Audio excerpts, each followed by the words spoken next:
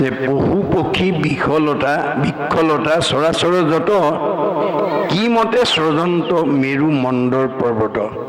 যে ভগৱন্তই এই পশু পক্ষী বৃক্ষলতাবিলাক চৰ অচৰ সকলোবিলাক কেনেকৈ সৃজন কৰিছে আৰু মেৰু মণ্ডৰ পৰ্বতবিলাক কেনেকৈ সৃষ্টি কৰিছে, যেন মতে ব্ৰহ্মাণ্ডক কৰন্ত নিৰ্মাণ, এই ব্ৰহ্মাণ্ডখন তেওঁ কেনেকৈ নিৰ্মাণ কৰিছে পঢ়িও সাক্ষাতো তুমি ঋষি সৰ্বজান, তুমি সকলো জানা, গতিকে মোক এই কথাখিনি কোৱা। কোনে ধৰি আছে শশা গৰা বসুমতী, কি কাৰণে পৃথিৱী নজান্ত অধুগতি। যে এই শশা গৰা বসুমতীখন কোনে ধৰি আছে আৰু কি কাৰণে এওঁ তললৈ গুচি নাযায়, কিবা হেতু লৰৈ ইটো পৃথিৱী মণ্ডল, আৰু কেতিয়াবা এই পৃথিৱীখন কিয় লৰচৰ হয়। চেদি উক ঋষি তুমি সংশয় সকল, এই সকলো সংশয়বিলাক তুমি মোৰ মনৰ পৰা দূৰ কৰা। শোক নিগদতি ধন্য অভিমন্য সুখ, সুধিলা কথা এইটো পৰম গুপুত। যে তুমি ধন্যবাদৰ পত্ৰ, যে তুমি বহুত মানে গুপুত কথা তুমি মোৰ পৰা জানিব বিচাৰিছা। এতিয়া আমি সদায় এই পদৰ পৰা এটা কথা গুৰুত্ব দিব লাগিব, যে আমি কিবা কথা জানিব বিচাৰিলে বা আমি কিবা কথা কাৰোবাক ক'লে আমি সাৱধান হ'ব লাগে, যে আমাৰ কোৱা কথাটোৱে যাতে আনৰ অপকাৰ হ'ব নালাগে। আমি সোধা প্ৰশ্নটোৰ উত্তৰ দিবলৈ গ'লে আনৰ যাতে ক্ষতি হ'ব নালাগে। কাৰণ আমাৰ শব্দবিলাক ব্ৰহ্ম, বাক্যবিলাক ব্ৰহ্ম, ইয়াৰ বিনাশ নাই। সেইকাৰণে আপোনালোকে জানে ভগৱন্ত যুগে যুগে অৱতাৰ হৈ আছে, হৈ থাকিব, আৰু কিয় হয় তাৰ ওপৰত তেওঁ কৈ থৈ গৈছে যে আমাৰ অপপ্ৰঞ্চে প্ৰপঞ্চে অৱতৰণং অৱতাৰ।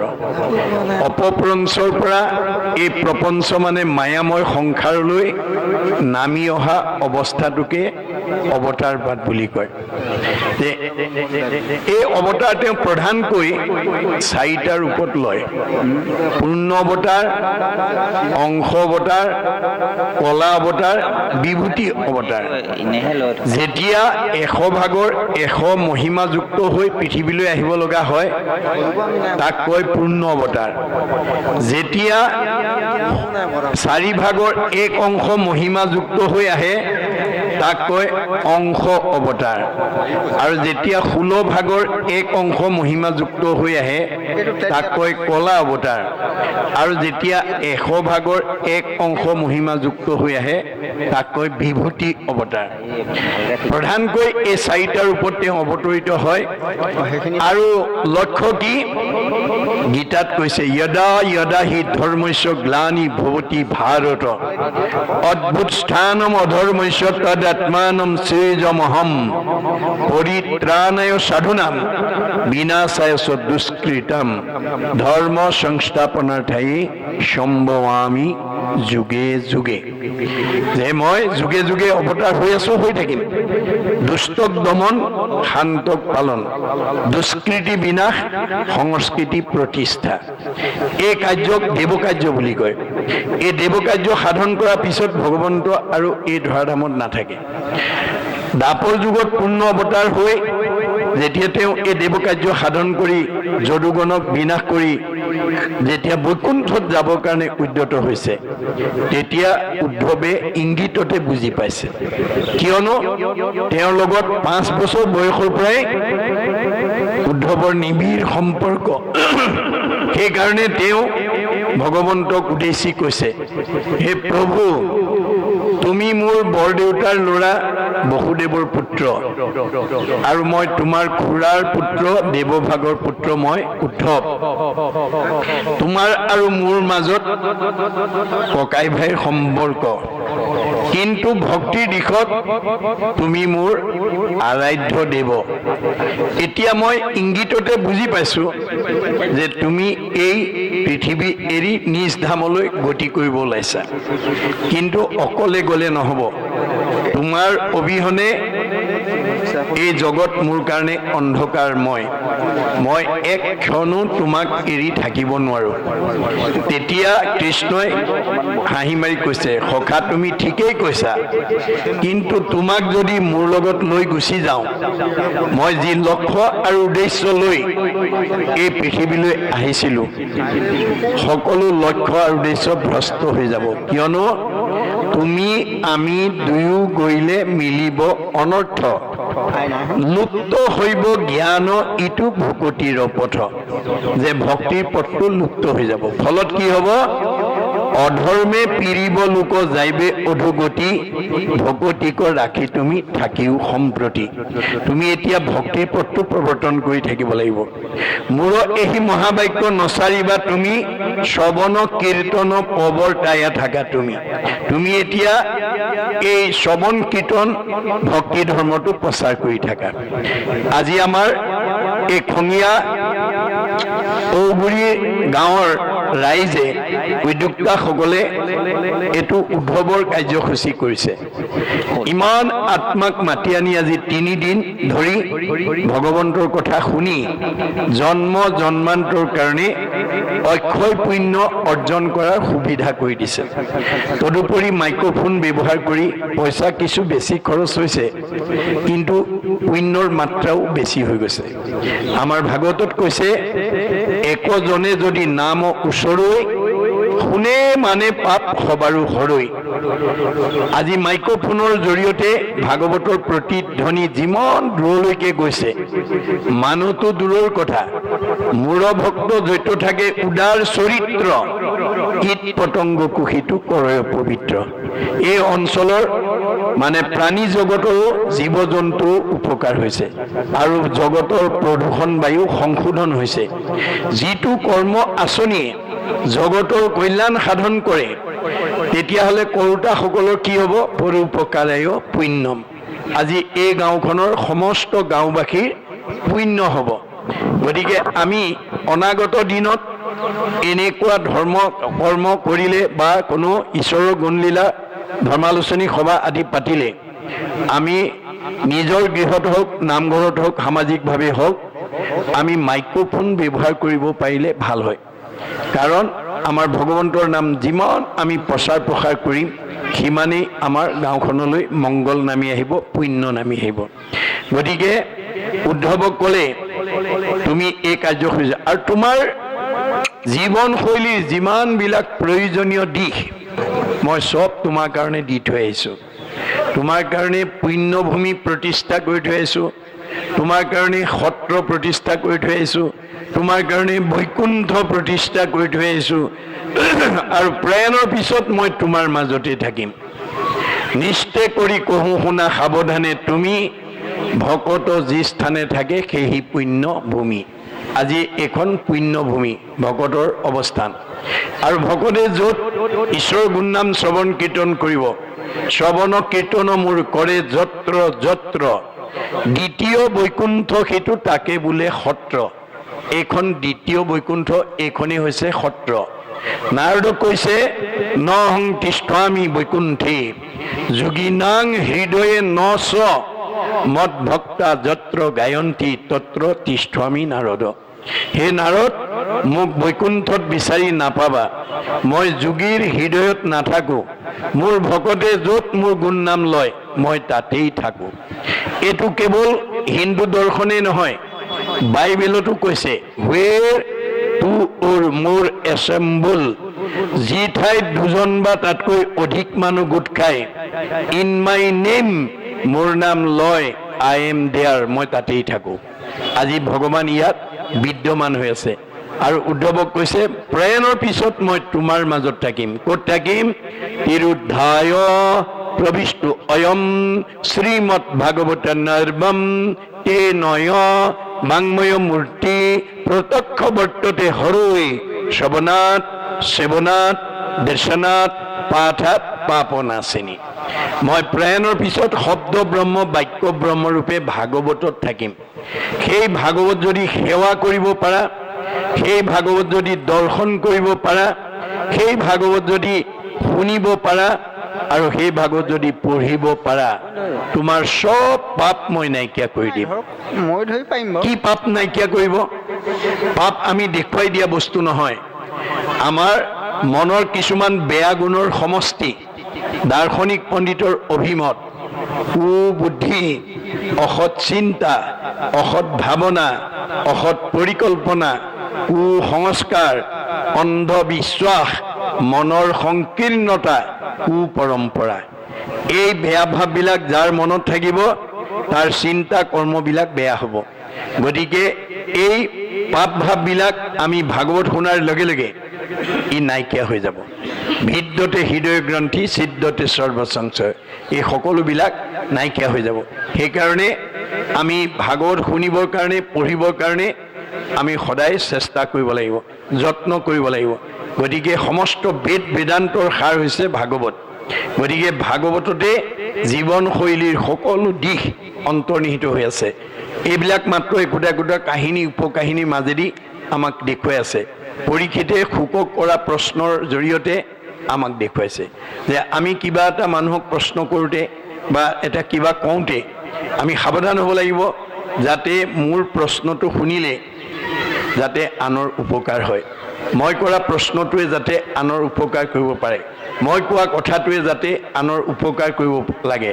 কেতিয়াও অপকাৰ কৰা কথা ক'ব নালাগিব, কেতিয়াও আনৰ অমংগল হোৱা প্ৰশ্ন আদি কৰিব নালাগিব। সেইকাৰণে তেওঁক কৈছে যে সুধিলাহা কথা ইটো পৰম গুপুত, তুমি বৰ গুপুত প্ৰশ্ন কৰিলা। সৃষ্টি স্থিতি লয় মাধৱৰ মুখ্য লীলা, আপোনো তৰিলা তুমি আনকো তাৰিলা। গতিকে এই সৃষ্টি স্থিতি প্ৰলয় হৈছে মাধৱৰ গুণলীলা। এইবিলাক যেতিয়া আমি শুনিম, এইবিলাক যেতিয়া আমি পঢ়িম, তেতিয়াহ'লে আমাৰ কি হ'ব? পাপবিলাক নাশ হৈ যাব, পাপ নাশ হৈ যাব। গতিকে এতিয়া তুমি এই প্ৰশ্নৰ জৰিয়তে তুমি নিজেও তৰিলা আৰু জগতকো তাৰিলা। কৃষ্ণৰ চৰণে তুমি পৰম ভকত, যদ্যপি জানিতে হোৱা আপুনি শকত। তুমি যদিও ভকত হিচাপে সকলো জানা, তথাপিও তুমি পুনৰ জানিবৰ কাৰণে বা আনৰ উপকাৰ কাৰণে এই প্ৰশ্ন কৰিছা। তথাপিও পুছিলা লোকৰ উপকাৰে। পৰীক্ষিতে জানে, কিন্তু আনৰ উপকাৰ হ'বৰ কাৰণে আমি প্ৰশ্নটো তেওঁ কৰিছে। যে আপুনিও কেতিয়াবা দেখিছে যে লগৰ বন্ধু বান্ধৱেই হওক বা কোনো এখন সমাজেই হওক, কোনো এটা অনুষ্ঠান প্ৰতিষ্ঠান বিপদগামী হৈছে, তেতিয়া আপুনি তাক শুদ্ধ পথলৈ আনিবৰ কাৰণে প্ৰয়োজন হ'লে প্ৰশ্ন উত্থাপন কৰি যাতে তেওঁলোকৰ ভুলবিলাক আমি সংশোধন কৰি দিব পাৰোঁ, অনুষ্ঠানটো যাতে আমি সজীৱ কৰি ৰাখিব পাৰোঁ, তাৰ কাৰণে আমি গুৰুত্ব দিব লাগিব।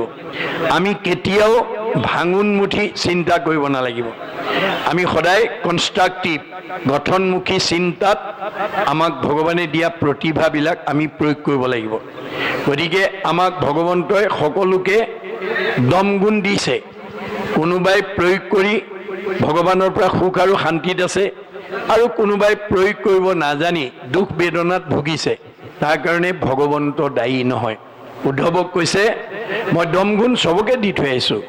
কৰ্ণে শুনা কৃষ্ণ কথা, মুখে বোলা ৰাম, যিটো হস্ত দুই মাত্ৰ, মোৰে কৰে কাম, মূৰৰ উপচিন্তনত মনে কৰে শ্ৰম, জানিবা উদ্ধৱ বন্ধু তাকে বোলে দম। এই দম গুণটো আমাৰ প্ৰত্যেককে দিছে। আমি কাণেৰে ৰাতিপুৱা শুই উঠাৰ পৰা গধূলা হোৱালৈকে ঈশ্বৰৰ কথা শুনিব লাগে, মুখেৰে ঈশ্বৰৰ কথা ক'ব লাগে, ভৰিকেইটা ঈশ্বৰ ঠাইলৈ যাব লাগে, আৰু হাতকেইখনে ঈশ্বৰৰ কৰ্ম কৰিব লাগে। মই আৰম্ভণিটো কৈছোঁ, আকৌ প্ৰসংগত কৈছোঁ, আপোনালোকৰ এইখন গাঁৱৰ যুৱক যুৱতী আই বাপৰ এই 3টা দিনত অক্ষয় পুণ্য অৰ্জন কৰা এটা সৌভাগ্য আহিছে। গতিকে ভগৱন্ত স্বৰূপ ভক্তসকলৰ সেৱা শুশ্ৰূষা যাতে নিখুঁতভাৱে আপোনালোকে কৰিব পাৰে, তাৰ কাৰণে প্ৰত্যেকেই শাৰীৰিক, মানসিক, বৌদ্ধিক, আৰ্থিকভাৱে যদি অকণমান ত্যাগ কৰি এটা খোজ দিব পাৰে, তাৰ প্ৰতিটো খোজৰ মূল্য হ'ব পদে পদে অশ্বমেধ ফলং প্ৰাপ্নতি নিত্যস্য। ধন সকলোৱে উপাৰ্জন কৰিছে, কিন্তু ব্যৱহাৰ কৰিব নজনাৰ কাৰণে বহুতে ধনৰ কাৰণেই নিজৰ জীৱনটো বিসৰ্জন দিব লগা হৈছে। সেইকাৰণে গীতাত অৰ্জুনক পৰশলেৰে কৈছে, শুনা ধনঞ্জয়, ধন নহ'লে কাৰ্য নিশিজয়। মই তোমাক ধনটো সৎকাম কৰিবৰ কাৰণে দিছোঁ আৰু জীৱনৰ নিৰাপত্তাৰ কাৰণে দিছোঁ।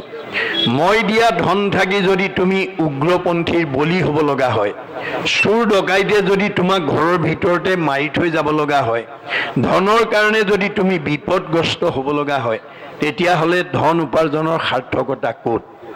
কেনেকৈ ধন উপাৰ্জন কৰিব লাগে, কেনেকৈ তাক ব্যয় কৰিব লাগে, মই ভাগৱতত লিখি থৈ আহিছোঁ।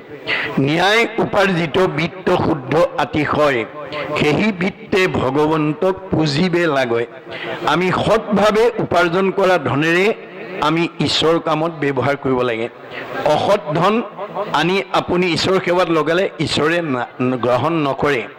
কাৰণ ভগৱন্তই মানে সঁচা মিছা শুদ্ধ অশুদ্ধ বাচিবৰ কাৰণে আমাৰ প্ৰত্যেকৰ লগতে 14জন সাক্ষী আৰু 2জন কেৰাণী নিয়োগ কৰি থৈছে। আমাৰ শাস্ত্ৰত উল্লেখ আছে, 14 ভুৱনে লোক আছে যত মানে, সবাহাৰে ন্যায় নীতি দেখে বিদ্যমানে। চিত্ৰগুপ্ত নামে দুয়ো লিখকৰ নিৰ্ভয়, সবাহাৰে পাপ পুণ্য তেৰেজ কৰয়। গুপুত পাপক গুপ্ত লিখকে লিখয়, দেখা মানে পাপচিত্ৰ লিখন্ত নিশ্চয়। 14জন সাক্ষীতাৰ থাকয় লগত, ভান দিবে নোৱাৰে পাপ পুণ্য আছে যত।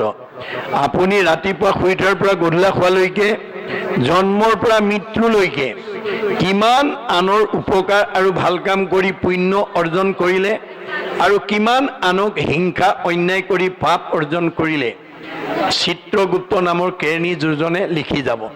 চিত্ৰই দেখা পাপটো লিখে, গুপ্তই নেদেখা পাপটো লিখে। মই ভাবিছোঁ আপোনালোক সকলোৱে মোলৈ চাই শুনি আছে, মই ঠিকেই ভাবিছোঁ। পিছে কোনোবাই হয়তো মোৰ মুখলৈ চাই আছে, কিন্তু মনে মনে ঘৰত এৰি থৈ অহা ল'ৰা ছোৱালীকেইটা বা ঘৰৰ কাম বা ব্যৱসায়ৰ কথা ভাবি আছে, বা অহাকালিলৈ কিবা কৰ্মৰ কথা চিন্তা কৰি আছে। তেতিয়া সেই ভাৱনাটো গুপুত কেৰাণীয়ে বুজি পাব। পাই লগে লগে আপোনাৰ আজিৰ অনুষ্ঠানত বহি থকা সময়ত যিমানটো পুণ্য পাব লাগে তাৰ পৰা কাটি দিব। আমাৰ ইয়ালৈ অহা মানে আমাৰ 100% পুণ্য হয়। উপজয় পুণ্য পাপ হুৱে দূৰ, মিলে মহামুখ্য সুখ প্ৰচুৰ। গতিকে আমি ঈশ্বৰৰ কথা শুনিলে পুণ্য হ'ব, পাপবিলাক দূৰ হ'ব আৰু আমি মনে ভবা সুখটো পাম। গতিকে আমি কোনে কিমান শ্ৰদ্ধাৰে শুনিছোঁ সেইটো চিত্ৰগুপ্তই চাই থাকে।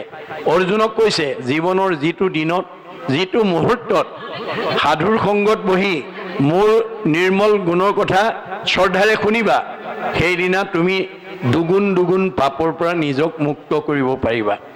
আৰু যদি অশ্ৰদ্ধাই শুনা, এগুণ পাপৰ পৰাহে মুক্ত হ'ব পাৰিবা। অপৰম মংগল নাম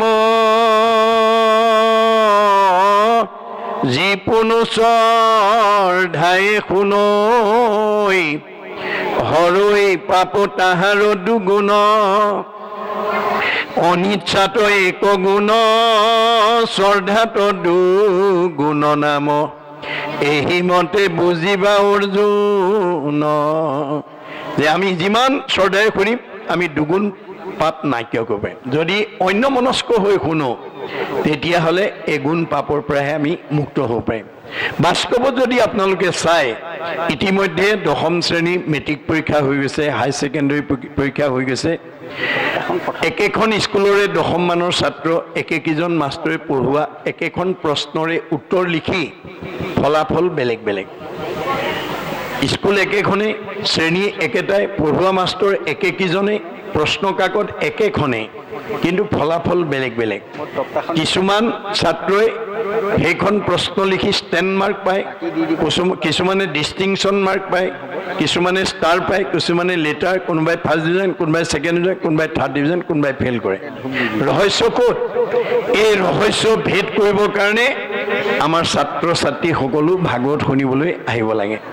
আমাৰ দাৰ্শনিক পণ্ডিতে কৈছে, মোৰ ইউ ৰিড, মোৰ ইউ লাৰ্ণ। যি ছাত্ৰই বেছি পঢ়িব সি বেছি জ্ঞান আয়ত্ত কৰিব। মধ্যম পঢ়াজনে মধ্যম জ্ঞান আয়ত্ত কৰিব আৰু কম পঢ়াজনে কম জ্ঞান আয়ত্ত কৰিব। তেওঁ অধ্যয়নৰ ওপৰতে ফলাফলটো নিৰ্ভৰ কৰিব। সেইকাৰণে নীতি বচনত কৈছে ছাত্ৰানাং অধ্যয়নং তপ। আমাৰ ছাত্ৰ জীৱনত অধ্যয়নেই আমাৰ তপস্যা ৰূপে ল'ব লাগে। গতিকে আমাৰ ভাগৱতৰ মাজেদি আমাৰ জীৱনশৈলীৰ সকলো দিশবিলাকৰ কথা আমি কৈ আছে। গতিকে আমি সেই অনুপাতে আমি কাম কৰিব লাগিব। আৰু এই পাপ পুণ্যৰ টোপোলাটো আমি কোনদিনা লৈ যাম? যিদিনাখন আমাৰ কাল নামৰ সাপটোৱে শেষ খুঁটটো মাৰিব। আমাৰ কাল নামৰ সাপটো প্ৰত্যেকৰ পিঠিত চুপ লৈ আছে বুলি ভাগৱতে কৈছে। কাল সৰ্পে চুম্পিয়া আচয় পৃষ্ঠ ভাগে, চেগচাই কোনোদিনা ধৰিবেকৰ ৰাগে, কোনোমতে নৰৱে নেৰাৱে টানৰ হাত, কৃষ্ণত ভকতি যেবে নকৰে সাক্ষাৎ।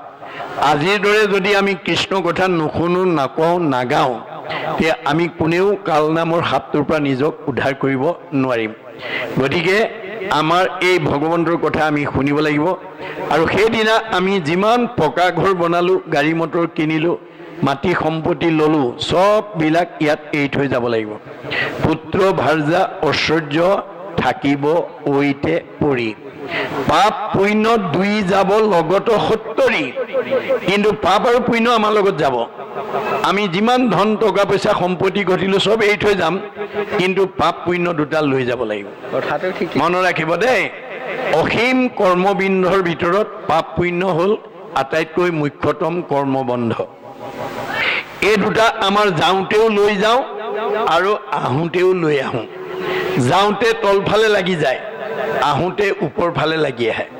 সেইকাৰণে ভাগৱতত কৈছে পুত্ৰ ভাৰ্যা ঐশ্বৰ্য থাকিব ঐতে, পাপ পুণ্য দুই যাব লগত সত্তৰি। পাপ পুণ্য দুটা পিছত গৈ থাকিব।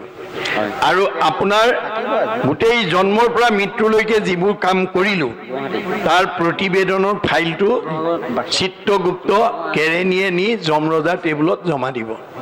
আৰু তাৰ লগত কোন যাব?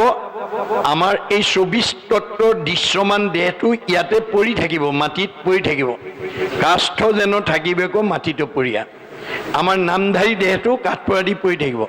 ইয়াৰ পৰা এটা নতুন দেহ ওলাই যাব, তাক সূক্ষ্ম দেহ বা লিংগ দেহ বুলি কৈছে ভাগৱতে। ইংৰাজীত কৈছে ডিজায়াৰ বডি, বাসনা কঢ়িয়াই নিয়া দেহ। এইটো আনচিন, ইয়াক চকুৰে দেখা নাপায়। এতিয়া একাদশ ইন্দ্ৰিয় আৰু 5টা বিষয় লিংগ দেহ বুলি তাকো জানিবা নিশ্চয়। এই 16টা তত্ত্বৰ দেহটোকে লিংগ দেহ বা সূক্ষ্ম দেহ বুলি কৈছে। গতিকে এই দেহৰ লগত আমাৰ গোটেই জন্মৰ পৰা মৃত্যুলৈকে কৰা কৰ্মৰ খতিয়ানৰ প্ৰতিবেদনৰ ফাইলটো নি যমৰজাৰ টেবুলত জমা দিব। যমৰজাই খুলি জমা খৰচ উলিয়াব। জমা মানে পুণ্য, খৰচ মানে পাপ। যদি পুণ্যৰ টোপোলা বেছি হয় আপগ্ৰেড, ওপৰলৈ যাব। আজি আপুনি য'ত আছে তাতকৈ বহুত ওপৰত জন্ম ল'ব লাগিব আৰু সুখ ভোগৰ কাৰণে আহিব লাগিব। আৰু যদি আপোনাৰ পাপৰ টোপোলাটো বেছি হয় তেতিয়াহ'লে ডিগ্ৰেড, তললৈ যাব লাগিব, অধোগতি। এতিয়া য'ত আছে তাতকৈ নিজ যোনিত জন্মগ্ৰহণ কৰি, নিজ ঠাইত জন্মগ্ৰহণ কৰি শাস্তি ভুগিবৰ কাৰণে আহিব লাগিব। গতিকে পুণ্য লৈ গ'লেও আহিব লাগিব, পাপ লৈ গ'লেও আহিব লাগিব। পুণ্য লৈ গ'লে সুখ ভোগৰ কাৰণে আহিব লাগিব, আৰু পাপ লৈ গ'লে দুখ ভুগিবৰ কাৰণে আহিব লাগিব। এই হৈছে জন্ম চক্ৰ। চক্ৰবৎ পৰিৱৰ্তন্তে দুখানিছ সুখানিছ। তেতিয়া উদ্ধৱে ক'লে যে আমি যদি পুণ্য লৈ গ'লেও আহিব লাগে, পাপ লৈ গ'লেও যদি আহিব লাগে, তোমাৰ ওচৰলৈ আমি কেনেকৈ যাম? তেতিয়া উদ্ধৱক ভগৱানে কৈছে, মাধৱে বুলন্ত সখী শুনা সবে ভেদ, মূৰ ভকতিষে কৰে কৰ্মবন্ধ ছেদ। আজিৰ দৰে যদি আমি জীৱন্ত অৱস্থাত যদি প্ৰথম স্কন্ধৰ পৰা দ্বাদশ স্কন্ধ ভাগৱত শুনা বা পঢ়াৰ যদি সৌভাগ্য ল'ব পাৰোঁ, আমাৰ জীৱনটোৰ পাপ পুণ্য প্লাছ মাইনাছ 0 হৈ যাব। মনত ৰাখিব কথাটো। ভকতিয়ে নাইকিয়া কৰি দিব, আৰু তেতিয়া আমাৰ জীৱটো 3টা লেয়াৰ ভেদ কৰি বৈকুণ্ঠলৈ গুচি যাব। এয়া হৈছে ভাগৱতৰ নিয়ম, ভাগৱতৰ কোৱা আদৰ্শ। আমি এইখিনি নিজেও শিকিব লাগিব আৰু উঠি অহা প্ৰজন্মক শিকাব লাগিব। গতিকে আমাৰ জীৱৰ কৰ্মৰ ওপৰতেই সুখ দুখটো নিৰ্ভৰ কৰে। কৰে শুভা শুভ কৰ্ম গুণৰ ইচ্ছাই, কৰ্মফলে জীৱে সুখ দুখ পায়। গতিকে আমি কেতিয়াও যাতে বেয়া কাম কৰি আনক দুখ কষ্ট দি মই যাতে সুখী হ'ব লগা বিচাৰিব নালাগে, তাৰ প্ৰতি গুৰুত্ব দিব লাগিব। আপুনি কাৰোবাক দুখ কষ্ট দিব পাৰিব, সেইটো ক্ষমতাও আছে, সমৰ্থও আছে, কিন্তু আপোনাৰ কি হ'ব? পাপায় পৰপীড়নম। আনক দুখ দিয়াৰ লগে লগে আমাৰ পাপ হ'ব, আৰু পাপ হোৱাৰ লগে লগে আমাৰ জীৱনলৈ দুখ দুৰ্গতি নামি আহিব আৰু আয়ুস কাটি দিব। আনক হিংসা কৰা মানুহ কেতিয়াও 100 বছৰ জীয়াই থাকিব নোৱাৰে। এয়া আমাৰ ভাগৱতৰ মত। এইখিনি আমি জানিব লাগিব। সেইকাৰণে কৈছে যে নিৰ্পতিক প্ৰশংসিয়া থিৰ কৰি মন, হৃদয়ত চিন্তিলন্ত কৃষ্ণৰ চৰণ। তেওঁ সেই পৰীক্ষিতৰ কথা শুনি তেওঁ হৃদয়তে চিন্তা কৰি পৰীক্ষিতক প্ৰশংসা কৰি কৈছে, জয় কৃষ্ণ মুখে উচ্চাৰিলা, পুৰাতন কথা কহিবাৰ আৰম্ভিলা। এতিয়া পুৰণি কথা ক'বৰ কাৰণে তেওঁ আৰম্ভ কৰিছে। কহিব নিৰ্পতি সৃষ্টি লীলা কথা পাছে, শুনা যেন মতে বহুমতি ৰহি আছে। যে সৃষ্টিৰ যি লীলা, এই কথা তোমাক মই ক'ম, তুমি শুনিবা।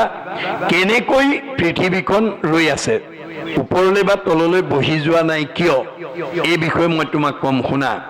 পৃথিৱীৰ অধসাটো পাতালৰ তলে, ব্ৰহ্মাণ্ডকো বেৰিয়া কেৱলে আছে জলে। যে আমাৰ পৃথিৱীৰ তলত 7 পাতাল আছে, ইয়াক পানীৰে ভৰি আছে। গুল্মৰূপে ধৰি আছা জলৰ ওপৰে, 50 কোটি পোহৰৰ বহল কলেবৰে। যে 50 কোটি পোহৰৰ বহল মানে পৰিৱেশৰ মাজত পৃথিৱীখন কাছৰূপে তেওঁ ধৰি আছে। কুলমৰ ওপৰে সৰ্পৰূপে ভগৱন্ত, হাজাৰেকো ফণা সমে আচন্ত অনন্ত। আৰু সেই কাছৰ ওপৰত তেওঁ 1000 ফণাৰে সৈতে অনন্ত ৰূপে বহি আছে। সূৰ্য সম জলৈ মহা ফণি মণি যত, শৃংগে সমনীতে যেন ধবল পৰ্বত। গতিকে তেওঁৰ সেই মূৰত যিবিলাক মানে ফণি আছে, মণি ৰূপে শৃংগ ৰূপে যিবিলাক জিলিকি আছে, সেই ধবল মানে বগা পৰ্বতৰ দৰে জিলিকি আছে।